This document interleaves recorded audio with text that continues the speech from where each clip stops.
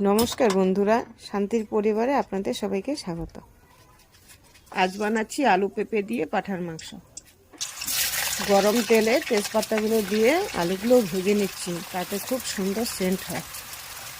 আলুগুলি লাল হওয়া অবধি ভেজে নেব। আলুগুলো লাল হয়ে গেছে, এখন তুলে নিচ্ছি। এখন হালকা করে পেঁপেগুলো ভেজে নিচ্ছি।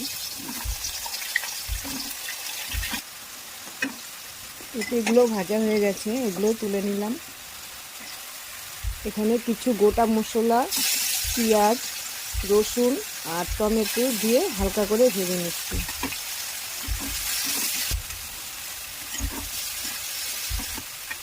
এখন লবণ, হলুদ, বাটা মশলা দিয়ে ভেজে নিচ্ছি যেন কাঁচা গন্ধটা চলে যায়। এখন দিয়ে দিচ্ছি মাংসগুলিও মশলার সাথে কষিয়ে নেব। মাংস কষানো হয়ে গেছে, এখন দিয়ে দেব গরম জল। কিছুক্ষণ সিদ্ধ হওয়ার পর আলু পেঁপেগুলি দিয়ে দেবো। সব প্রায় হয়ে এসেছে। আজকের ভিডিও এতটুকু। আজ চলি, আবার দেখা হবে।